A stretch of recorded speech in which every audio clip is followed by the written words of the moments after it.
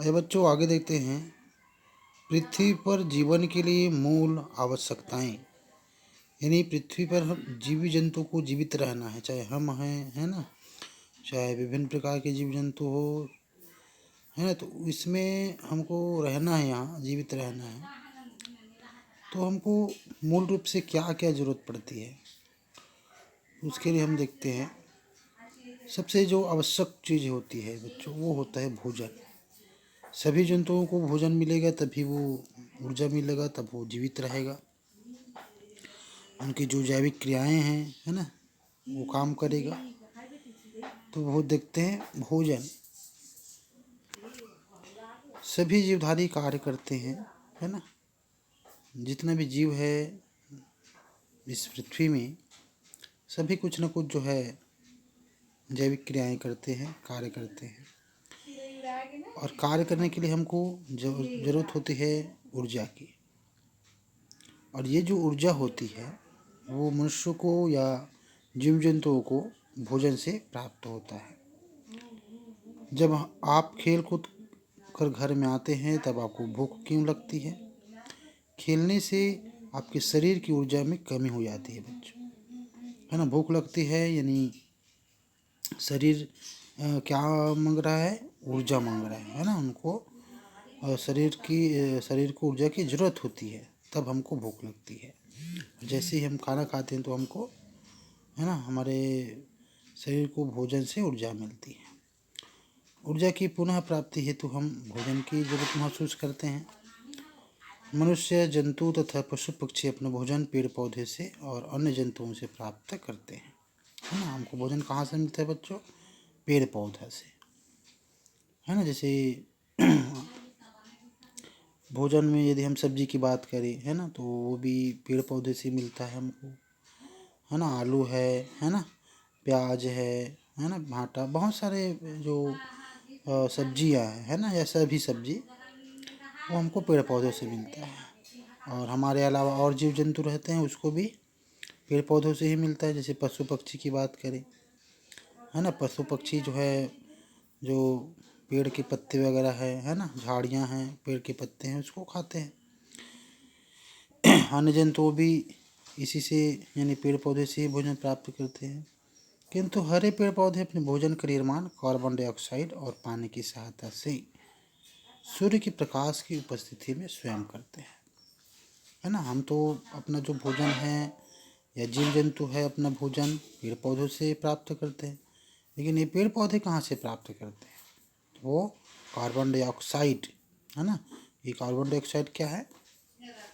जो हम सांस या जितने भी जीव जंतु है ना, सांस के समय जो गैस छोड़ते हैं ना, एक सांस लेते हैं तो उसमें हम कार्बन डाइऑक्साइड गैस लेते हैं।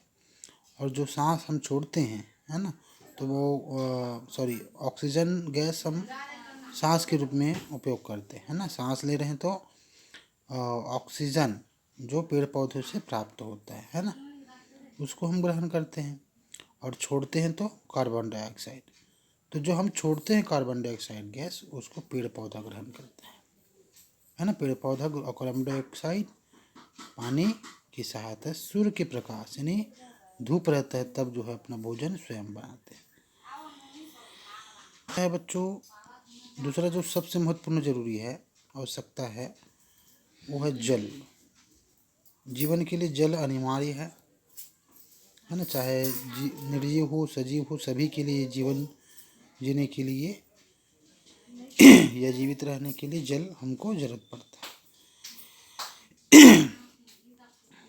पौधे तथा जंतुओं को भोजन के साथ साथ जल की भी आवश्यकता होती है ना। हमको भी, चाहे जंतुओं को भी हो, भोजन के साथ साथ जल आवश्यक होता है ना। जीव भोजन के बिना आप कुछ घंटे रह सकते हैं, लेकिन जब आपको प्यास लगती है बच्चों, तो आप लोग थोड़ा समय भी नहीं रह सकते, है ना। तुरंत आपको पानी की जरूरत होता है। तो जीवधारियों के शरीर का जो भार होता है, अधिकांश भाग 70% जल होता है ना। जो जीवधारियों के शरीर रहता है, उसका 70% जो वजन होता है, भार होता है, वो पानी के कारण ही होता है। जीवधारियों में होने वाली विभिन्न क्रियाओं के लिए जल आवश्यक है। है ना, जो जैविक क्रियाएं हैं, है ना, जैसे हमारी जैविक क्रिया की यदि हम बात करें, है ना, तो पाचन क्रिया के लिए, विभिन्न जैविक के लिए, है ना, ये हमको ज़रूरत होती है ना। पाचन क्रिया जो शरीर में चलता है ना, ब्लड का सर्कुलेशन, है ना, ऑक्सीजन का ग्रहण करना, कार्बन डाइऑक्साइड का, है ना, छोड़ना, ये सब जो क्रियाएं हैं, है ना, वो जल के कारण ही होता है। इसके लिए जल जरूरी होता है। तीसरा है बच्चों वायु, है ना। आप जल के बिना थोड़ा सा रह सकते हैं, भोजन के बगैर भी थोड़ा सा रह सकते हैं, लेकिन वायु, ऑक्सीजन, जिसमें हम सांस लेते हैं, थोड़ा सा भी समय आप नहीं रह सकते बिना वायु का। भोजन तथा जल के अलावा जीवित रहने के लिए वायु भी अनिवार्य है।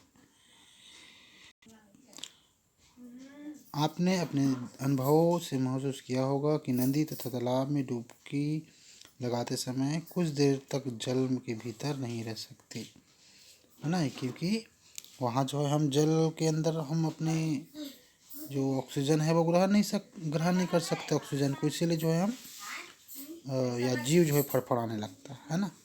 तो ये क्या बताता है कि थोड़ा सा भी समय आप वायु के बगैर नहीं रह सकते, ऑक्सीजन के बगैर नहीं रह सकते।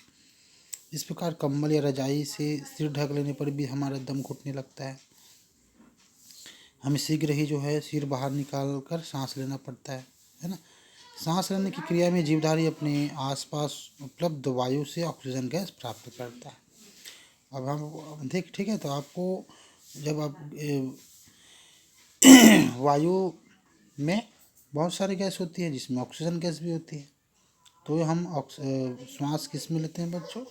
Oxygen gas. स्थल में रहने वाले जीवधारी अपने चारों ओर की वायु से तथा जल में रहने वाले जीवधारी जल में घुली हुई वायु से ऑक्सीजन गैस प्राप्त करते हैं। ठीक है बच्चों, स्थल में जो रहते हैं, जैसे हम लोग रहते हैं, तो हम अपने चारों ओर के जो वायु है उसमें ऑक्सीजन है, उसको गैस उसको उपयोग करते हैं, है ना, सांस लेने के लिए।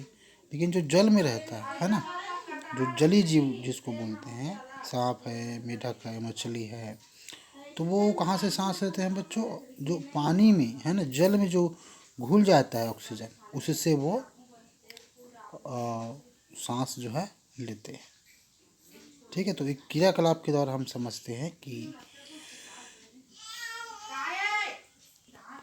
एक क्रियाकलाप के द्वारा देखते हैं कि किस प्रकार जल में ऑक्सीजन घुलता है। परखनली होल्डर लेना है, जल, मोमबत्ती, गर्म करने का साधन और माचिस। देखो बच्चों, जो परखनली को जल से लगभग आधा भर लीजिए। देखिए ये परखनली हो गया, है ना, और ये परखनली होल्डर जिसे परखनली को पकड़ते हैं। ये परखनली के अंदर आप जल ले लिए, वायु के बुलबुले उठ रहे हैं, तो ये वायु के बुलबुले कब उठेगा आगे पता चलेगा। देखिए जो परखनली है बच्चों, ये उसको हम जल से भर लिए। अब परखनली को परखनली होल्डर से पकड़कर हम उसको गर्म कर रहे हैं। देखो ये, है ना, मोमबत्ती है, उसे हम गर्म कर रहे हैं। हाँ, इसको हाथ से नहीं पकड़ना है आपको, किससे पकड़ना है? परखनली होल्डर से, ताकि जो है ना इस गर्म हो जाएगा तो हम हाथ में नहीं पकड़ पाएंगे। कुछ समय बाद हमें परखनली में जल के भीतर से वायु के छोटे छोटे बुलबुले उठते दिखाई देती है। इससे हमें ज्ञात होता है कि वायु में जल घुली हुई है। ठीक है, तो जैसे ही ये परखनली होल्डर से आपको पकड़ना है, मोमबत्ती से गर्म करोगे, तो जैसे ये गर्म होते जाएगा तो यहाँ से बुलबुला आपको दिखाई देगा, एक बुलबुला उठेगा। तो इससे ये, है ना, साबित हो जाता है कि पानी में जो ऑक्सीजन है वो घुला हुआ है, वायु घुला हुआ है। अब देखते हैं मिट्टी एवं प्रकाश। भोजन, जल, वायु के अतिरिक्त जीवों को मिट्टी और प्रकाश की भी ज़रूरतें होती है। ठीक है बच्चों, चाहे निर्जीव हो चाहे जीव हो, है ना, मिट्टी की ज़रूरत उनको पड़ता है, प्रकाश की ज़रूरत भी पड़ता है। मिट्टी में ज़रूरत क्यों पड़ा? क्योंकि अब पौधे वगैरह है ना, आप जानते हैं पेड़ पौधे मिट्टी से ही, मिट्टी में ही जो है उगते हैं, है ना। प्रकाश की उपस्थिति में अपना भोजन बनाते हैं। तो दोनों जो चीज़ें हैं वो निर्जीव और सजीव दोनों के लिए जो है ज़रूरत मिट्टी पौधों को सहारा देने के साथ साथ जल और अनिवार्य खनिजों की पूर्ति करता है ना। हम जानते हैं कि जो जड़ है पेड़ पौधे का वो मिट्टी में रहता है अंदर में, है ना। तो जड़ के माध्यम से, है ना, मिट्टी से जो है ये जो पेड़ पौधे हैं अपना ज़रूरत की जो वस्तु जैसे चीज़ है ना, जल है, एक आवश्यक खनिज है ना, वो जो पेड़ पौधे हैं वो मिट्टी से ही प्राप्त करते हैं। अनेक कीटों केंचुओं तथा अन्य जीव जंतुओं को आश्रय देती है ना। आप लोग देखे होंगे जो सांप वगैरह है, केंचुआ है, वो मिट्टी के अंदर ही रहते हैं, तो ये आश्रय देती है मिट्टी जीव जंतुओं को। पौधे में भोजन का निर्माण प्रकाश की उपस्थिति में होता है ना। जो सूर्य से प्रकाश के साथ साथ ऊष्मा भी मिलती है। तो ये जो अध्याय है आपका समाप्त हो गया। ठीक है, अब आगे जो है नया जो अध्याय है वो शुरू करेंगे।